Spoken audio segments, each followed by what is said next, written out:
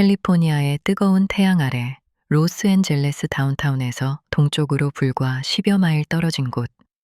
이곳에는 도시의 소음 속에 잠겨 있으면서도 250년의 시간을 묵묵히 지켜온 거대한 요새가 있습니다.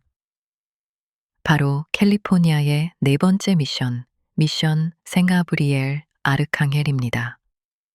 흔히 우리는 캘리포니아 미션 하면 붉은 기와 지붕과 아치형 회랑이 있는 평화로운 정원을 떠올립니다.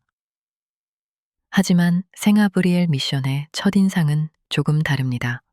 높고 좁은 창문, 두꺼운 돌벽, 그리고 지붕 위로 솟아오른 독특한 덮개 모양의 부벽들.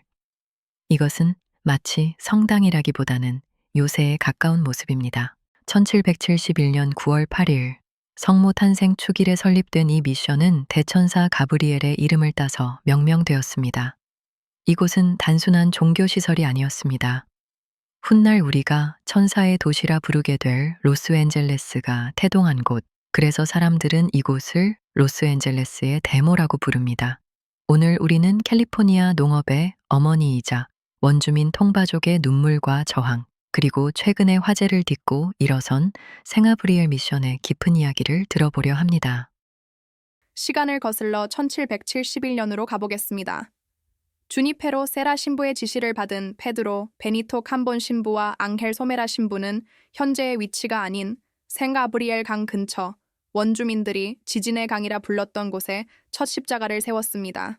전설에 따르면 미션 설립 초기 원주민들이 이 낯선 이방인들을 몰아내려 했을 때 신부들이 고통의 성모 그림을 땅에 내려놓자 원주민들이 그 아름다움에 감동하여 평화가 찾아왔다고 전해집니다. 하지만 현실의 정착 과정은 전설만큼 낭만적이지 않았습니다. 1776년 대홍수로 인해 첫 번째 미션터가 파괴되었고 결국 미션은 홍수를 피해 현재의 위치인 원주민 마을 토비스칸가 자리로 이전하게 됩니다. 이곳의 초기 역사는 자연과의 투쟁이기도 했습니다. 지진의 강이라는 이름처럼 캘리포니아의 땅은 자주 흔들렸습니다. 특히 1812년 12월 8일 캘리포니아 남부를 강타한 대지진은 생가브리엘 미션에도 큰 상처를 남겼습니다.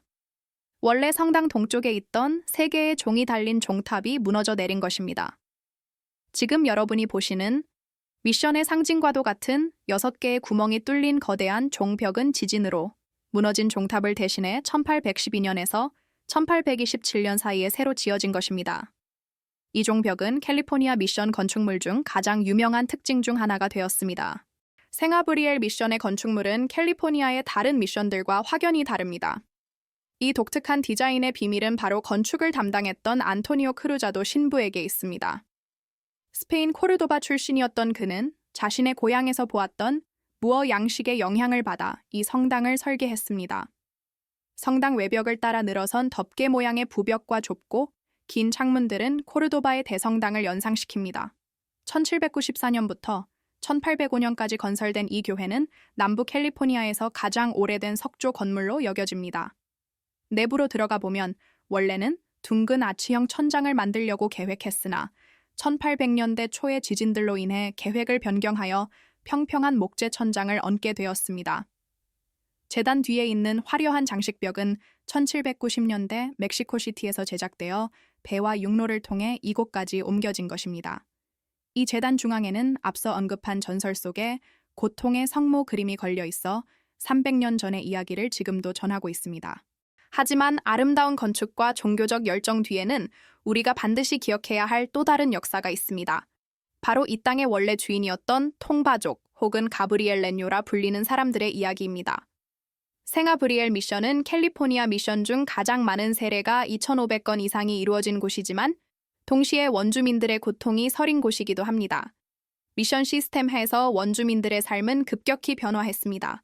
전염병, 강제노동, 그리고 문화적 말살이 이어졌습니다. 기록에 따르면 미션에서 태어난 아이들 4명 중 3명이 2살이 되기 전에 사망했을 정도로 상황은 가혹했다. 최근 미션 박물관은 이러한 역사를 바로잡기 위해 큰 변화를 시도했습니다. 박물관 벽면에는 1771년부터 1848년 사이에 이곳에서 세례를 받은 7,054명의 원주민 이름이 빼곡히 적힌 이름의 벽이 세워졌습니다. 이들은 단순한 숫자가 아니라 한때 이 땅을 뛰어놀던 살아있는 영혼들이었습니다. 우리는 또한 토이프리나라는 이름을 기억해야 합니다. 1785년 24세의 젊은 통바족 여성 토이프리나는 미션의 억압에 저항하여 봉기를 주도했습니다. 그녀는 단순한 반란자가 아니라 자신의 영토와 전통을 지키려 했던 지도자였습니다. 재판 과정에서 그녀는 나는 신부들과 당신들 모두를 증거한다. 왜냐하면 당신들이 내 조상의 땅을 짓밟고 우리를 약탈했기 때문이다 라고 당당히 말했습니다. 비록 봉기는 실패했지만 그녀의 저항 정신은 오늘날까지도 원주민 커뮤니티에 깊은 울림을 주고 있습니다. 미션의 묘지인 캠포산토에는 약 6천 명의 통바족 개종자들이 잠들어 있습니다. 캘리포니아에서 가장 오래된 이 가톨릭 묘지는 단순한 유적지가 아니라 잃어버린 문명에 대한 거대한 추모의 공간입니다. 분위기를 조금 바꿔 생아브리엘 미션이 캘리포니아 경제에 미친 영향을 살펴보겠습니다. 이곳은 캘리포니아 농업의 어머니라는 별명을 가지고 있습니다. 비옥한 토양과 풍부한 수자원 덕분에 생아브리엘은 미션 체인 중 가장 생산적인 농업 기지였습니다. 특히 이곳은 캘리포니아 와인 산업의 발상지이기도 합니다. 미션 정원에는 1774년에 심어졌다고 전해지는 거대한 포도나무, 일명 각비냐 마들의 어미 포도나무가 여전히 그 자리를 지키고 있습니다. 당시 이곳에서 생산된 와인은 캘리포니아 전역의 미션으로 보내졌습니다. 미션 뒤편에는 와인을 만들던 도구들과 함께 비누와 양초를 만들던 거대한 4개의 가마가 보존되어 있습니다. 소의 지방을 끓여 비누와 양초를 만들고 가죽을 무두질하여 수출하는 등 생아브리엘은 거대한 산업 단지와도 같았습니다. 당시 원주민들의 노동력으로 일궈낸 이 풍요로움은 초기 로스앤젤레스 정착민들을 먹여 살리는 생명줄이 되었습니다. 오랜 세월 지진과 풍파를 견뎌온 생아브리엘 미션은 2020년 7월 11일 새벽 창립 250주년을 목전에 두고 또 한 번의 큰 비극을 맞이합니다. 방화로 추정되는 화재가 발생하여 성당 내부를 휩쓸었습니다. 새벽 4시 20분경 경보가 울렸을 때 화만은 이미 성당의 목재 지붕을 집어삼키고 있었습니다. 1790년대부터 자리를 지켜온 제단과 6개의 역사적인 조각상들이 소실될 위기에 처했습니다. 전 세계가 충격에 빠졌고 로스앤젤레스 가톨릭 공동체는 슬픔에 잠겼습니다. 하지만 불길이 잡히고 연기가 걷혔을 때 기적 같은 장면이 목격되었습니다. 지붕은 완전히 무너져 내렸지만 1980년대 지진 보강 공사를 거친 두꺼운 돌벽과 제단 뒤의 장식벽은 무너지지 않고 버텨주었습니다. 비록 조각상들은 검게 그을리고 손상을 입었지만 완전히 파괴되지는 않았습니다. 그 후 3년 복구 작업은 단순히 건물을 고치는 것을 넘어 역사를 복원하는 과정이었습니다. 전문가들은 그을린 조각상을 면봉으로 닦아내며 본래의 색을 되찾았고 1930년대의 모습을 기준으로 내부를 복원했습니다. 그리고 2023년 7월 미션 생아브리엘은 다시 문을 열었습니다. 이번 복구 과정에서 가장 중요한 변화는 바로 관점의 확장입니다. 새롭게 단장한 박물관은 더 이상 선교사들만의 이야기를 하지 않습니다. 앞서 말씀드린 이름의 벽과 원주민들의 유물 전시를 통해 이곳은 가톨릭의 성지인 동시에 원주민 역사의 증언 장소로 거듭났습니다. 오늘날 생아브리엘 미션을 방문하면 복원된 성당의 고요함 속에서 250년의 시간을 느낄 수 있습니다. 정원의 오래된 포도나무는 여전히 잎을 트이우고 캠포산토의 십자가는 묵묵히 자리를 지키고 있습니다. 제4의 미션, 생아브리엘 아르캉엘. 이곳은 스페인 제국의 야망과 원주민의 눈물, 신앙의 열정과 저항의 역사가 돌벽 하나하나에 새겨진 살아있는 박물관입니다. 화재를 딛고 일어선 이곳은 이제 과거의 상처를 덮기보다는 그 상처까지도 역사의 일부로 끌어안으며 미래로 나아가고 있습니다. 로스앤젤레스의 화려한 불빛 너머 묵직하게 울려 퍼지는 생가브리엘의 종소리를 들으며 캘리포니아 미션 크리스밀 4번째 여정을 마칩니다. 다음 시간에는 샌루이스 오비스포 미션으로 여러분을 안내하겠습니다. 여러분, 캘리포니아 역사의 한가운데서 250년이나 된 건물이 불파서 사라질 뻔했다면 어떨까요? 그런데요, 이 끔찍한 화재가 오히려 새로운 기회를 만들었습니다. 그냥 건물만 다시 짓는 게 아니라 그 안에 숨겨져 있던 아주 복잡하고 또 때로는 정말 고통스러웠던 이야기까지 되살릴 기회를요. 오늘 우리가 살펴볼 곳이 바로 이 산 가브리엘 선교회입니다.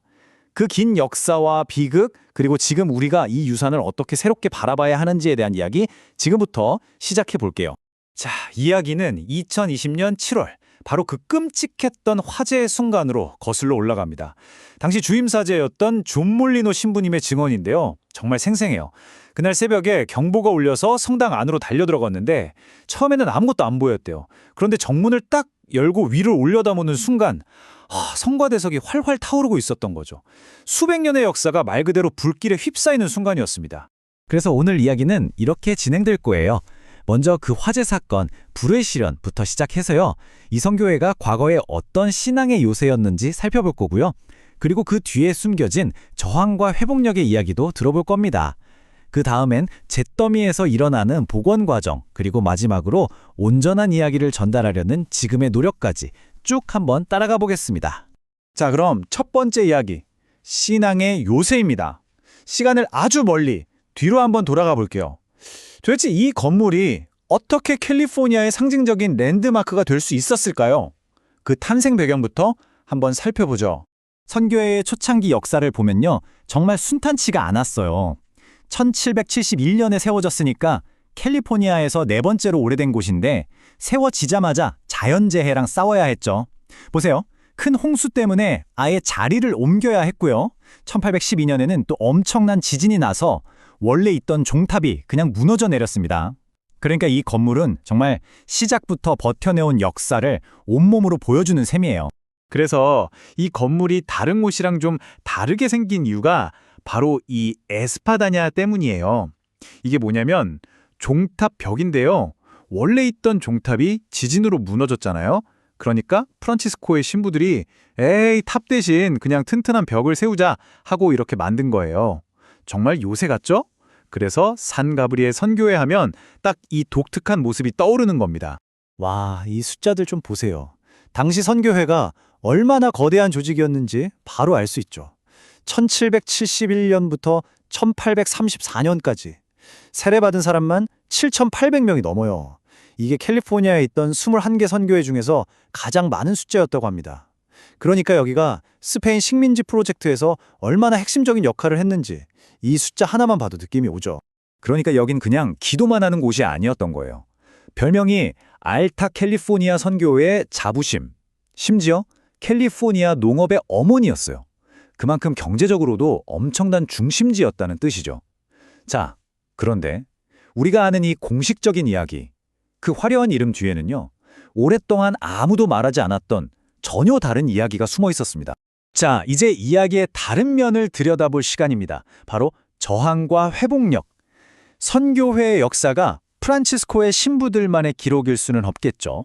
왜냐하면 그들이 오기 훨씬 전부터 수천 년 동안 이곳은 통빠적 원주민들의 땅이었으니까요.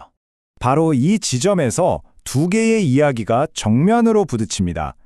선교사들의 입장에서는 여길 신앙과 농업을 전파한 문명의 장소라고 말하죠.